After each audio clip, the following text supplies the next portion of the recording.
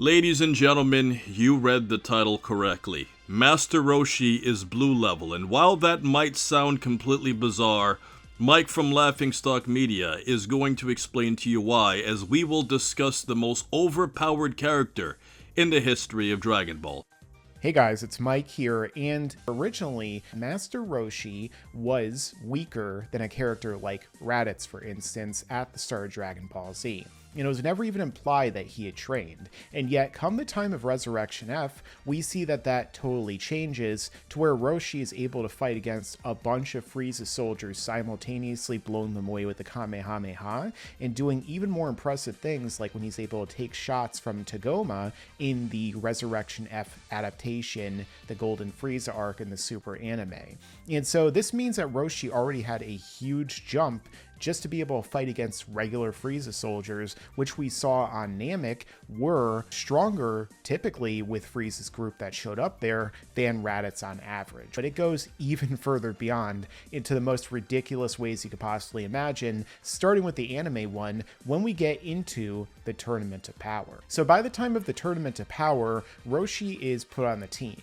And originally, most people, when they saw that Roshi was on the team, they're like, what the heck is going on here? Why would you put Roshi of all characters on the team instead of like Goten and Trunks? In the anime version, just to start, we end up seeing that Roshi is putting up a fight against characters who are vastly more powerful than anyone in Dragon Ball Z, which goes to show you how big of a boost he is, where he's fighting against members of the other teams, and then he's able to fight against Frost in his final form when he was teaming up with Frieza and learning how to bring out some of his forms. We saw that Frost, when he fought against Goku, Piccolo, and Vegeta, was shown to be able to overpower and get the better of base Goku before he even went to his final form, was able to take damage from Super Saiyan Goku, and when he was weakened was still able to get the advantage over Piccolo up until when he cheated in order to win their fight. Now, this Frost got that much more powerful by the time of the Tournament of Power to where Hit actually had to try a little bit in order to dodge his attacks. And remember, this is the same Hit who was more powerful than ever and fought Goku leading up to the Tournament of Power and actually managed to kill him. And Goku's base form alone, by the time of the Universe 6 tournament, is stronger than his Super Saiyan God form when he fought Beerus in Battle of Gods. So at the end of Battle of Gods in the movie, Goku had absorbed all of the power of Super Saiyan God into just his base form and was fighting against Beerus with that, and then Super Saiyan on top of that seemingly. However, in the Battle of Gods arc, we saw that when Goku reverted back, he was in a Super Saiyan. Goku got way more powerful training with Whis between that period leading up to Resurection F, during which he achieved Super Saiyan Blue, another form on top of it, and then he trained for 3 years straight with Vegeta inside of the time chamber and got an even bigger boost than that,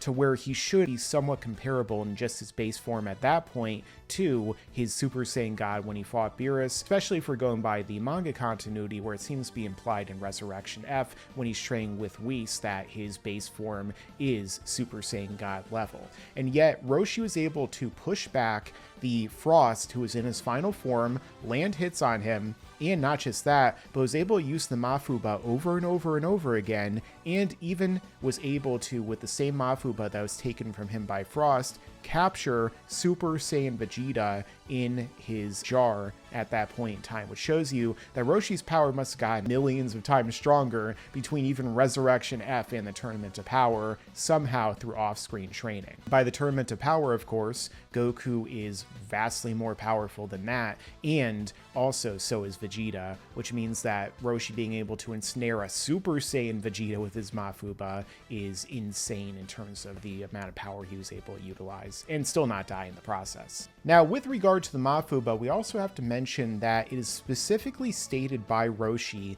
to be linked to the power of the user, and that he has to be at least somewhat comparable to the target in order to be able to use it against him. This is something that we specifically see when Goku is training to learn how to use the Mafuba leading into the fight against Goku Black. Additionally, base Goku was fighting against Frieza in Resurrection F, to go back to explain more about his power level as his base form, and we saw that Frieza at that point, in just his weakest form, was stronger than Super Saiyan Gohan, who was shown to be at least comparable in some ways to Super Saiyan Gotenks at that point, because the fact he was able to defeat Tagoma, who was said by Gohan to be stronger than him at his best, and Goku was able to fight against a form that we have seen is many-fold more powerful than that. Now, this only gets even more prevalent in terms of Roshi's power-up when it comes time to get into the manga version, because in the manga version, he fights against Jiren. And the thing is that I talked about this in a video you guys can see on my channel about how Roshi's scaling in the manga is even more ridiculous than you would imagine. But the thing is that Roshi goes to fight against Jiren, Jiren goes to punch Roshi, and Roshi is able to dodge it. It's incredibly impressive, especially about him taking shots. When you think about it, Jiren not only is being outsped by Roshi in a sense to where Roshi is going beyond Jiren's senses, but the fact that Jiren, who was just fighting against Super Saiyan Blue Goku, is hitting, even with glancing blows, Master Roshi. You could see it's drawing blood, and Master Roshi isn't immediately just being ejected from the tournament ring and flying 10 quadrillion miles away in an instant. Shows you this guy's taken a lot, and he still keeps going. He still keeps fighting back against Jiren, attacking him even, and essentially tanking his shots in the process, showing off just how ridiculously powerful he's gotten by this point in the series. Another great example we saw with Master Roshi also comes down to his fight against one of the members of the Pride Troopers, Casserole, who of course is named for casserole.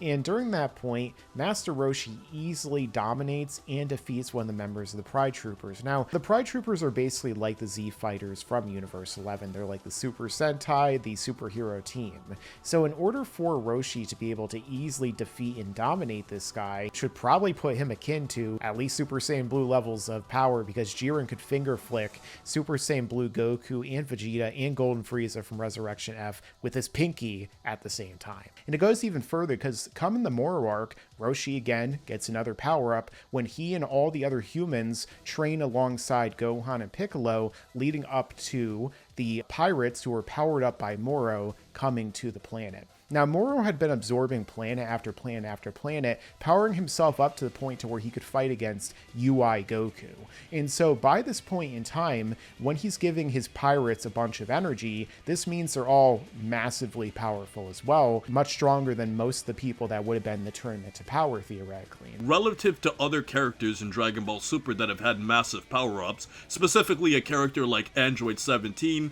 you can always make the argument that at least Android 17 was already an extremely powerful character from before, and because of the fact that he basically has infinite energy, you can make an excuse as to how he got as strong as he got later on when he was fighting against Super Saiyan Blue Goku. But with Master Roshi, he was always a really strong character relative to normal humans because of the fact that at a very, very early point in Dragon Ball, he was capable of destroying the moon. But what we have to remember about Master Roshi is that he was essentially a retired fighter from Dragon Ball, and considering the fact that he has a very, let's just say, sedentary lifestyle, none of us would have expected Master Roshi to get as strong as he actually got. And even in Dragon Ball, Master Roshi has directly stated that all of his students had surpassed him, and this even includes Chaozu. And this also includes a character like Yamcha. But Chaozu and Yamcha should both be leaps and bounds above Master Roshi for multiple reasons. And the key reasons that we could point out is that even going back into Dragon Ball, Roshi once again had made the point that all of his students had surpassed him because they were training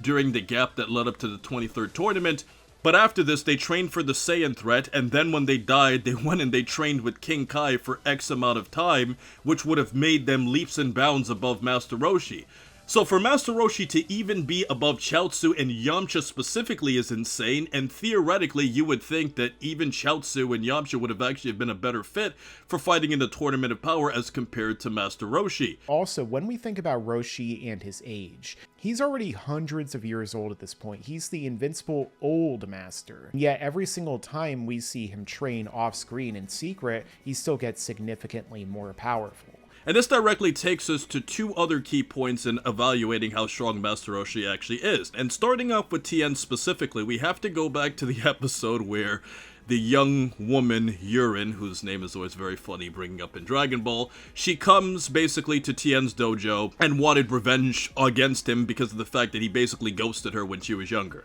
Now, the interesting thing about Jiren is that she uses some magical ability to take Roshi under possession, and while Roshi was under possession, he actually fights against Tien and completely dominates him, and Goku actually has to jump into the fight specifically to break it up, and it was Goku who really had to take him down. Goku specifically said, "Wow, Master Roshi has been training in secrecy all of these years." But the interesting thing about it is you kind of got to think to yourself, what kind of training would Roshi have to do to go from being weaker than a Cyberman and from being weaker than a character like King Piccolo? We don't even have to use Raditz. We can say Roshi was weaker than King Piccolo,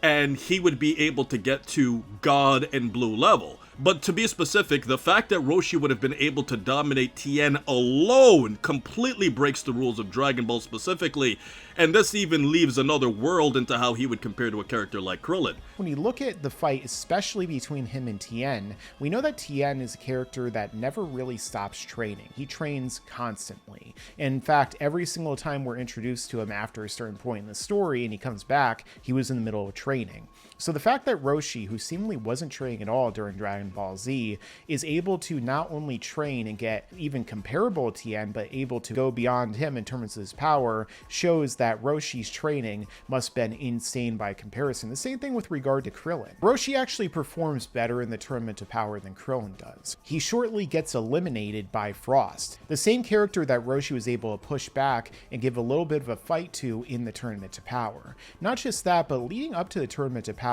in the anime version, Krillin trained alongside Goku and was able to get way more powerful in the Forest of Terror. And not just that, but we actually see that Krillin is able to fight against Goku, overpower base Goku, forcing him to go Super Saiyan. And then when Goku goes Super Saiyan Blue, Krillin is still able to push back the Super Saiyan Blue Kamehameha that Goku is unleashing temporarily, which must have been more powerful than the Super Saiyan amount of power that Goku was just using before. So that goes to show you just how massive the power of Roshi is at this point in time. So with all of that said, Mike, what other character in Dragon Ball history could possibly be more overpowered than Master Roshi? In terms of Roshi's power boost, according to the guides, he only has a power level of less than 200 overall. We don't really know for a fact, I guess, if that is 100% bulked up for him. He wasn't bulked up when Bulma scouted him at the start of Dragon Ball Z, but even if he was, he still went from a very low amount of power